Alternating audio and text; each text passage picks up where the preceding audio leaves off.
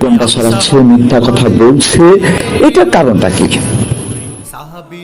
আসলে তাদের রাজনৈতিক বাবা বা তাদের রাজনৈতিক নেতা আবুল আলা মওদুদী একটা বিখ্যাত ফতোয়া যদি জানা যায়, তাহলে তাদের মিথ্যা কথা বলার, তারা কেন এত মিথ্যার চর্চা করে তার কারণটা জানা যাবে। আবুল আলা মওদুদী তরজামানুল কোরআনে এটা মে মাসের 1958 সালে একটা কথা বলেন বা কথা লেখেন, সময়ে সময়ে মিথ্যা বলা শুধু জায়েজই নয়, বরং অবশ্য কর্তব্য। আবারও বলতেছি, আবুল আলা মওদুদী অর্থাৎ এই জামাত ইসলামের প্রতিষ্ঠাতা যেই কথাটা বলেছেন বা লিখেছেন, সেটা হচ্ছে সময় সময় মিথ্যা বলা শুধু জায়েজ নয়, বরং অবশ্য কর্তব্য। ঠিক এই কথাটাকে সম্ভবত জামাত ইসলাম অত্যন্ত শক্তভাবে গ্রহণ করেছে এবং তারা মিথ্যাচার ছড়ানো, প্রোপাগান্ডা ছড়ানো সারা বাংলাদেশ সহ সারা বিশ্বে বিশেষ এক ধরনের উস্তাদ হিসেবে পরিণত হয়েছে। আসসালামু আলাইকুম ওয়া রাহমাতুল্লাহ। বর্তমানে আমরা সবচেয়ে গুরুত্বপূর্ণ একটা বিষয় নিয়ে আলোচনা করব। এই আলোচনার প্রয়োজনটা কেন, তার জবাবটা হচ্ছে, বর্তমানে কিছু মানুষ মনে করে যে বর্তমান দাঁড়িপাল্লার জোয়ার তৈরি হয়েছে। আসলে দাঁড়িপাল্লার জোয়ার তৈরি হয়েছে নাকি ইসলামের জোয়ার তৈরি হয়েছে তা বোঝার জন্য আমরা কিছু ঐতিহাসিক কিছু বয়ান তুলে ধরব, পরিসংখ্যান তুলে ধরব, যাতে করে সাধারণ জনগণ সবসময় সত্যের পক্ষে নেয় এবং সত্যটা বুঝতে পারে। যারা মিথ্যাচার করে জনগণের মধ্যে বিভ্রান্তি ছড়াচ্ছে, সেই বিভ্রান্তি থেকে যেন দূরে সরে আসতে পারে। আমাদের উদ্দেশ্য সমঝোতাই হোক আর যাই হোক, যদি ইসলামকে ক্ষমতায় আনার জন্য সবগুলো দল একসাথে হয়, তো সেক্ষেত্রে তাদেরকে ভোট দেওয়া অতীব জরুরি।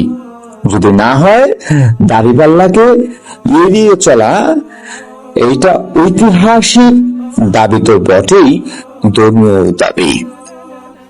এখন আমি এই কথাটা বললাম, এই কথাটা কি আমার একান্তই আমার কথা, নাকি জামাতে ইসলামের বিশেষ দুইটি ভুলের কথা?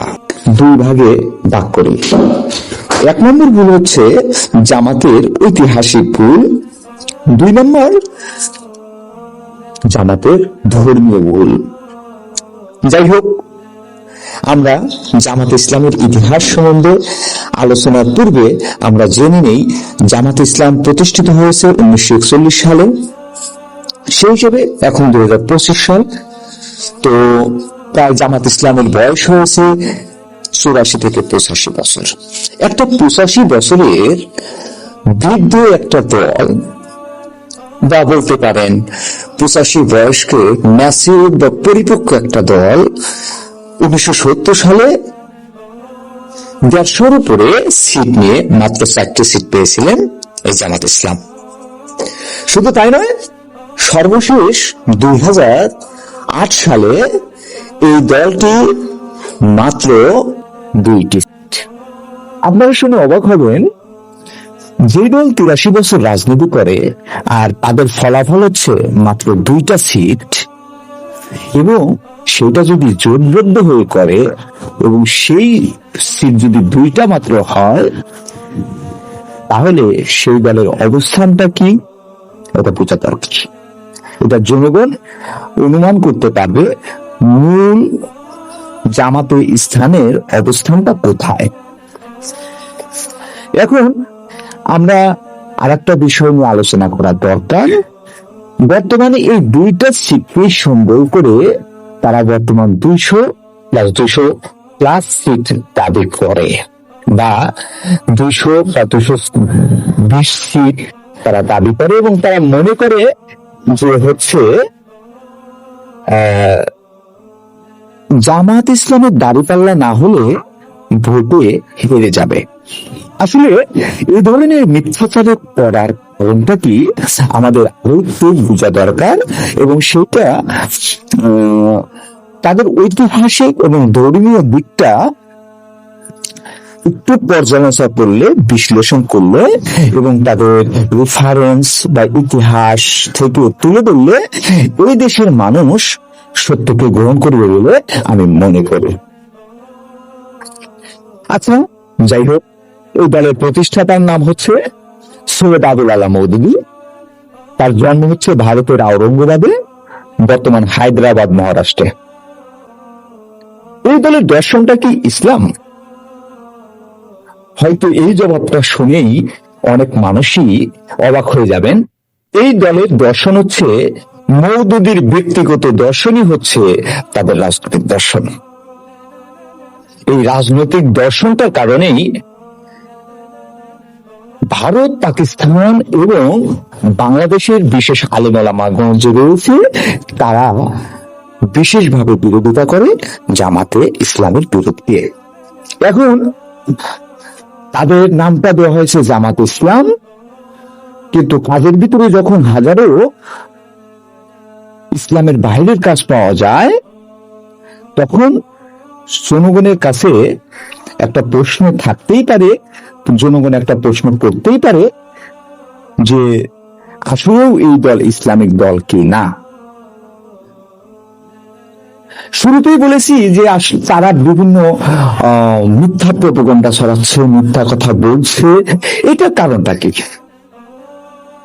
আসলে তাদের রাজনৈতিক বাবা বা তাদের রাজনৈতিক নেতা আবুল আলা মওদুদী একটা বিখ্যাত ফতোয়া যদি জানা যায়, তাহলে তাদের মিথ্যা কথা বলার, তারা কেন এত মিথ্যা চর্চা করে তার কারণটা জানা যাবে। আবুল আলা মওদুদী তরজামানুল কোরআনে, এটা মে মাসের 1958 সালে একটা কথা বলেন বা কথা লেখেন, সময় সময় মিথ্যা বলা শুধু জায়েজই নয়, বরং অবশ্যক কর্তব্য। আবারও বলতেছি, আবুল আলা মওদুদী অর্থাৎ এই জামাত ইসলামের প্রতিষ্ঠাতা যেই কথাটা বলেছেন বা লিখেছেন, সেটা হচ্ছে সময় সময় মিথ্যা বলা শুধু জায়েজ নয়, বরং অবশ্যক কর্তব্য। ঠিক এই কথাটাকে সম্ভবত জামাত ইসলাম অত্যন্ত শক্তভাবে গ্রহণ করেছে, এবং তারা মিথ্যাচার ছড়ানো, প্রোপাগান্ডা ছড়ানো সারা বাংলাদেশ সহ সারা বিশ্বে বিশেষ এক ধরনের উস্তাদ হিসেবে পরিণত হয়েছে। আচ্ছা, আজকে কথা বলার পূর্বে আমাদের আরো দুইটা বিষয় অত্যন্ত গুরুত্বের সাথে জানতে হবে। একটা হচ্ছে আবুল আলা মওদুদীর রাসাইল ও মাসাইল নামে একটা বই আছে, যেখানে আবুল আলা মওদুদী নিজেই লিখেছেন, এবং এটা প্রথম সংস্করণ হয়। প্রথম সংস্করণের পৃষ্ঠা নম্বর 450। তিনি বলেছেন, গণতন্ত্রের মাধ্যমে কোন সংসদে নির্বাচনে প্রার্থী হলে ইসলাম অনুযায়ী সেটা হারাম। অথবা এই কথাটাকে তিনি এইভাবে বলেছেন, গণতন্ত্রের মাধ্যমে কোন সংসদ নির্বাচনে প্রার্থী হওয়া ইসলাম অনুযায়ী হারাম। তিনি নিজে লিখলেন রাসাইল ও মাসাইলে, আবার তিনি নিজেই নির্বাচনে অংশগ্রহণ শুরু করলেন।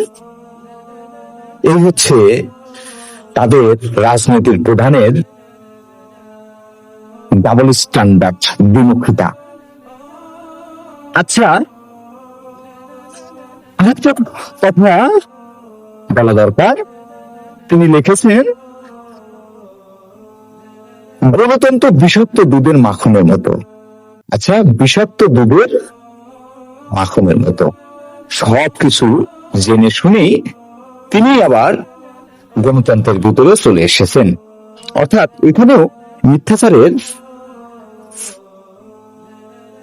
শুরুই করেননি, বরং তার দল হিসেবে মিথ্যাচার এবং প্রকটতার পরিচয় বহন করেছে।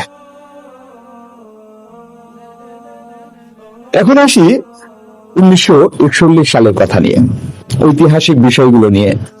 1941 সালে 26শে আগস্ট লাহোরে জামাত ইসলামী হিন্দ নামে দলটি গঠিত হয়। ভারতবর্ষের কমিউনিস্ট বিরোধী শক্তি হিসেবে ব্রিটিশ সাম্রাজ্যবাদীদের আশ্রয়ে এই দলটির জন্ম। এখনো ব্রিটিশদের সাথে দলটির সম্পর্ক ভীষণ গভীর। ব্রিটিশদের সাথে গভীর থাকবেই না বা কেন, সেটা অনেক বড় আলোচনা, সে বিষয়ে যাব না। তবে জন্মের সাথে সাথে এরা পাকিস্তান প্রতিষ্ঠার তীব্র বিরোধিতা করতে থাকে। মওদুদি ফতোয়া দেন পাকিস্তান রাষ্ট্র প্রতিষ্ঠার দাবি করা সবাই মুসলিম লীগ জিন্না, এরা কেউই খাঁটি মুসলিম না। যারাই পাকিস্তানের দাবি করবে তারাই সবাই মুসলিম লীগ, কেউ খাঁটি মুসলমান না। এখন সেই হিসেবে পাকিস্তানে যারা ছিল, যারা পাকিস্তানকে স্বাধীন করতে চেয়েছে, তারা খাঁটি মুসলমান। খাঁটি মুসলমানকে মওদুদি। আচ্ছা, মাথায় রাখেন 71 সালে গণহত্যার সময়ও এই খাঁটি মুসলিম তত্ত্বটা কিন্তু ব্যবহার করা হয়েছিল। 1943 সালে মাসিক তর্জমানুল কুরআনে ম্যাগাজিনের মাধ্যমে নিজেদের মতবাদ প্রচার করতে থাকে। এই ম্যাগাজিনে ফেব্রুয়ারি সংখ্যায় মওদুদি পাকিস্তান রাষ্ট্রের বিরোধিতা করে লেখেন, পাকিস্তান নামক কোন রাষ্ট্রের জন্ম হলে সেটা আহম্মকের বেহেশত এবং মুসলমানের কাফেরানা রাষ্ট্র হবে। আবারও বলতেছি, পাকিস্তান নামক কোন রাষ্ট্রের জন্ম হলে সেটা আহম্মকের বেহেশত এবং মুসলমানের কাফেরনামা রাষ্ট্র হবে। পাকিস্তানের স্বাধীনতার সরাসরি বিরোধিতা করে এই দলটি। একটু খেয়াল রাখা দরকার, 1947 সালে ভারতের যখন স্বাধীন হয় তখনও কিন্তু ব্রিটিশ যে পক্ষ অবলম্বন করেছেন। আবার যখন পাকিস্তান স্বাধীন হওয়ার পক্ষে তখনও তিনি ওই জামাত ইসলাম বিরোধিতা করেছে। শুধু তাই করেননি, সেটা পাকিস্তানকে আহম্মকের বেশ বলেছেন, মুসলমানদের কাফেরনামা রাষ্ট্র বলেছেন। আচ্ছা, আহম্মকের বেহেশত পাকিস্তান তথা পাকিস্তান না হলে বাংলাদেশ, তো সবাই ছিলেন আহম্মকের বেহেশতের বাসিন্দা। তো এই আহম্মকের বেহেশতের বাসিন্দাই যদি হয়, তৎকালীন সময় দেশপ্রেমিক এবং ইসলাম প্রেমিক কিছু মানুষের প্রশ্ন ছিল, এই আহম্মকের বেহেশত বা এই মুসলমানদের কাফেরনামা রাষ্ট্রে তাহলে জামাতে ইসলামের রাজনীতি করার কোনো দরকার নেই, যেহেতু তিনি পাকিস্তান চান না। 1947 সাল দেশভাগের সাথে সাথে লাহোরের প্রধান কার্যালয় স্থানান্তর করে, অথচ এরা আগে পর্যন্ত পাকিস্তান রাষ্ট্র গঠনের চরম বিরোধিতা করে। পাকিস্তানে যাওয়ার পর আবার আরেকটা সমস্যা তৈরি করেন এই জামাত ইসলাম, সেটা কি, পাকিস্তানের কাশ্মীরের জন্য আন্দোলন করা যাবে না এবং এর জন্য ফতোয়া দিয়ে বসেন, পাকিস্তানের কাশ্মীরের জন্য আন্দোলন করাকে হারাম ঘোষণা দেয়।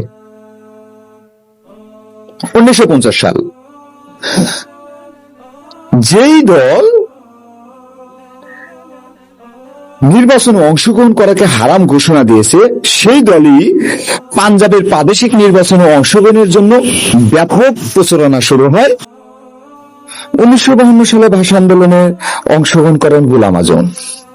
আচ্ছা, অংশগ্রহণ করার পরে আবারও তিনি পল্টি মেরেছেন 1970 সালে। 1970 সালে পশ্চিম পাকিস্তানের শোকপুর শহরে এক সংবর্ধনা সভায় তিনি বলেন, উর্দু পাক ভারত উপমহাদেশের মানুষের সাধারণ ভাষা। 52 সালে ভাষা আন্দোলনের অংশ নেওয়া তার মারাত্মক ভুল ছিল। বাংলা ভাষা আন্দোলন মোটেও সঠিক কাজ হয়নি, তিনি এর জন্য দুঃখিত। এখন প্রশ্ন করতে পারেন তার প্রমাণ কোথায়?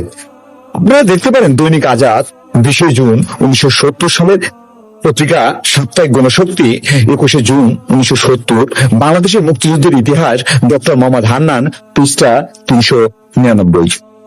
1954 গোলাম আজম জামাতে যোগ দেয়। প্রথম দিকে পূর্ব পাকিস্তান তথা বাংলাদেশে জামাতের অবস্থান মজবুত না থাকলেও গোলাম আজম যোগ দেওয়ার সাথে সাথে পূর্ব পাকিস্তানের দল চাঙ্গা হয়ে ওঠে। 1962 মুসলিম পারিবারিক আইনে তিনি বিরোধিতা করেন।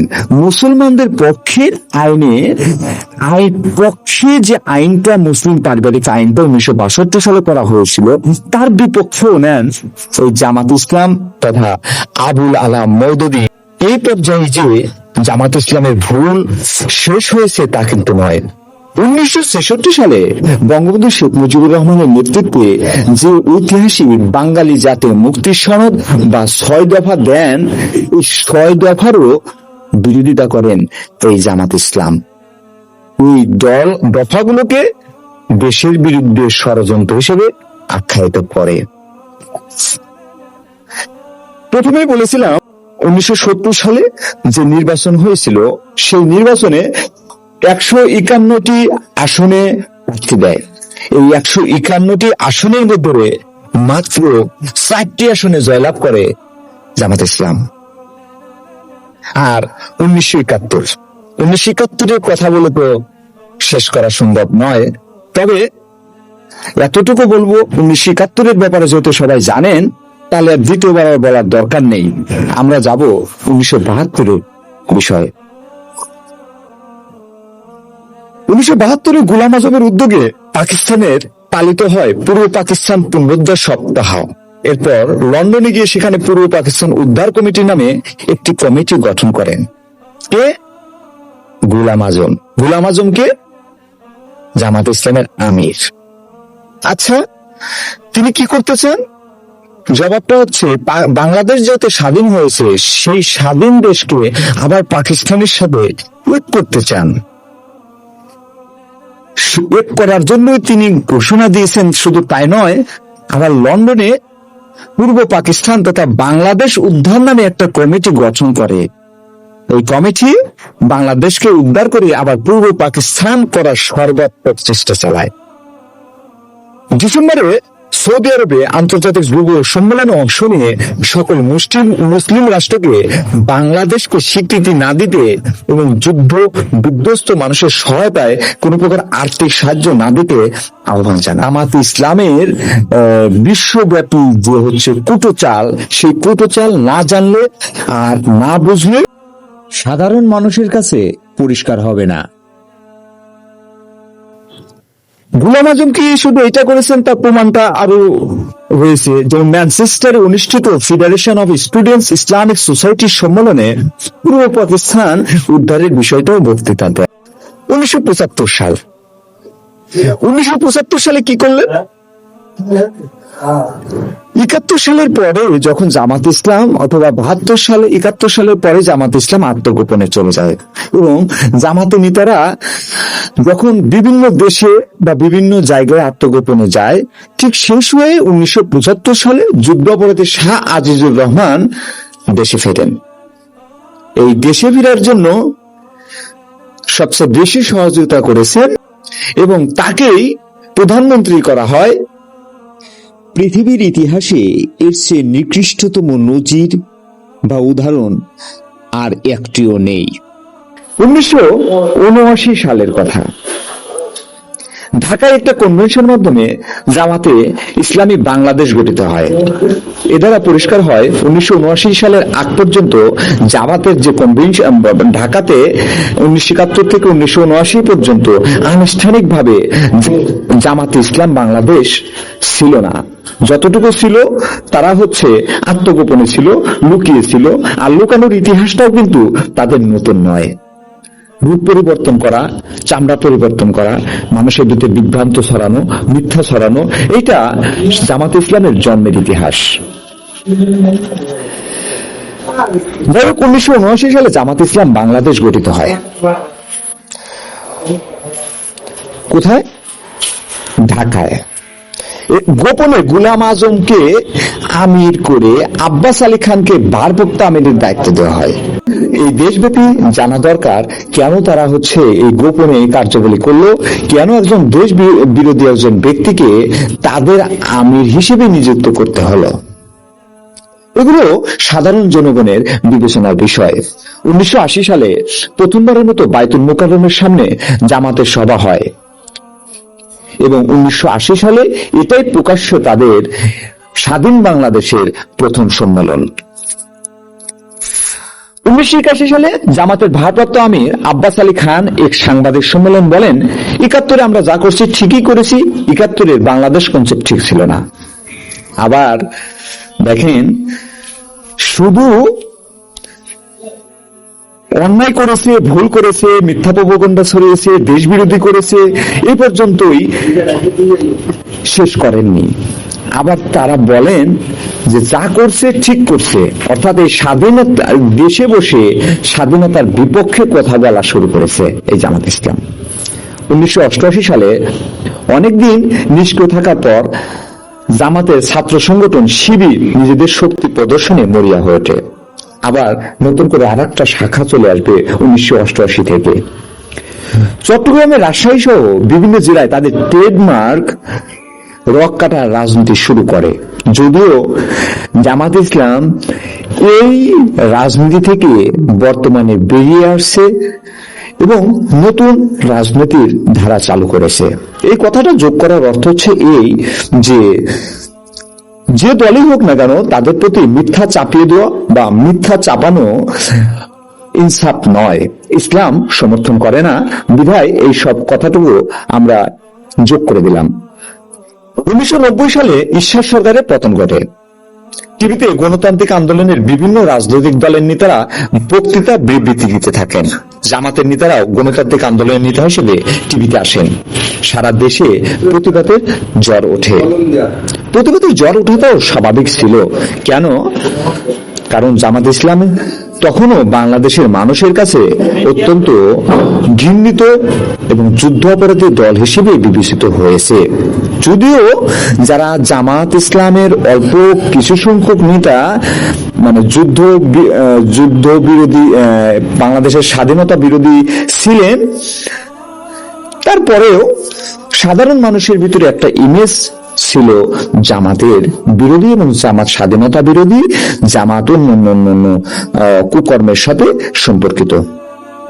1991 সালে নির্বাচনের রেকর্ডে 18টি আসন জিতে নেয়।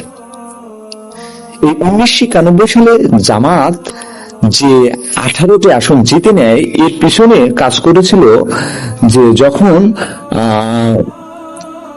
ভারতের একটা বিখ্যাত মসজিদ ভাঙ্গা হয়, সেই ভাঙ্গাকে উপলক্ষ করে জামাত সারা বাংলাদেশ ব্যাপী ইসলামের পক্ষে প্রচারণা শুরু করে। এতে নিরীহ জনগণ তাদেরকে সাপোর্ট দেয়। এখানে উল্লেখ্য আর একটা বিষয় হচ্ছে, জামাত ইসলামের জনপ্রিয়তা সর্বশেষ আমরা বলেছি 2008 সালে 2টা সিট পেয়েছে। এ দ্বারা বোঝা গেল জামাত ইসলামের একক ভোট ব্যাংক নেই। আর জামাত ইসলামের জোট ছাড়া তাদের রাজনীতিও অত শক্তিশালী নয়। যেহেতু তাদের রাজনীতি শক্তিশালী নয়, আর আওয়ামী লীগ পরবর্তী সময়ে সবচেয়ে গুরুত্বপূর্ণ ফ্যাক্টর হয়ে উঠেছে ইসলামী আন্দোলন বাংলাদেশ। ইসলামী আন্দোলন বাংলাদেশকে কেন তারা পছন্দ করে, সাধারণ জনগণ কেন সাপোর্ট করবে? আওয়ামী লীগের অধিকাংশ যারা রক্ষণশীল, তারা কখনো জামাতকে নয়, ইসলামী আন্দোলন বাংলাদেশ হাত পাখাকে ভোট দিবে। কেন দেবে? আপনারা ইতিহাস পাঠ করার পর পরিষ্কার করেই বুঝতে পেরেছেন। আর আরেকটা বিষয়, ইসলামী আন্দোলন বাংলাদেশ যদি সিট বা আসন সমঝোতা করত, জামাতের চেয়ে আজকে 5 গুণ অথবা 3 গুণ শক্তিশালী থাকতো। মানে বর্তমান যে সাংগঠনিক শক্তিশালী জামাতের, সেটার কথা বলা হয়েছে, শক্তিশালী থাকতো। আর জনবলের দিক থেকে আগেও ইসলামী আন্দোলন বাংলাদেশ শক্তিশালী ছিল, এখনো শক্তিশালী আছে। এখন প্রশ্ন হলো, শক্তিশালী থাকার পর কেন তারা আসন পায়নি? জবাবটা হলো, স্থানীয় পর্যায়ে আসন নেওয়ার জন্য বা জনগণকে ভোটে প্লব্ধ করার জন্য ইসলামী আন্দোলন বাংলাদেশ যেই ধরনের সাংগঠনিক শক্তিশালী থাকা দরকার ছিল, সেই ধরনের শক্তিশালী ছিল না। একদিকে আওয়ামী লীগ আর একদিকে বিএনপি, এই দুই শক্তির চাপে ইসলামী আন্দোলন বাংলাদেশ কখনো কাঙ্ক্ষিত ফলাফল গ্রহণ করতে পারেনি। কেননা তারা জোটেও তো তারা ছিল না। বিধায় ইসলামী আন্দোলন বাংলাদেশের যে ভোট ব্যাংক বর্তমানে সবচেয়ে বড় ভোট ব্যাংক হিসেবে গৃহীত হবে। কেন? কারণ ইসলামী আন্দোলন বাংলাদেশ বর্তমান সময়ে আওয়ামী লীগের মতো কোনো বিরোধী চাপ সহ্য করতে হবে না। দ্বিতীয়ত, আওয়ামী লীগের যারা রয়েছে তারা ইসলামী আন্দোলন বাংলাদেশকে সাপোর্ট করবে। তৃতীয়ত, ইসলামী আন্দোলনের অসংখ্য নেতাকর্মী বিভিন্ন ভয়ে বা স্থানীয় প্রভাব প্রতিপত্তির কারণে তারা স্পষ্টত আওয়ামী লীগ অথবা বিএনপির বিরুদ্ধে মাঠে নামতে পারেনি। কিন্তু বর্তমানে যেহেতু বাংলাদেশে রাজনৈতিক পরিবর্তন শুরু হয়ে গেছে, এই পরিবর্তনের ছোঁয়ায় সবকিছুই যেন পরিবর্তন হবে, পরিবর্তন হয়ে গেছে। এখন এই কথাগুলো আমি বলার চেষ্টা করেছি অত্যন্ত নির্ভরযোগ্য তথ্য থেকে। তবে একটা বিষয় মনে রাখা দরকার, রাজনীতি যদি হয় ইসলামের জন্য, তাহলে সবাইকে এই 8 দলীয় সমঝোতার পক্ষে ভোট দেওয়ার আহ্বান করছি। আর যদি শুধুমাত্র দলটা বিচ্ছিন্ন হয়ে যায় বা সমঝোতা থেকে বিচ্ছিন্ন হয়, তাহলে জামাতকে কেউ চাইবে বলে মনে হয় না।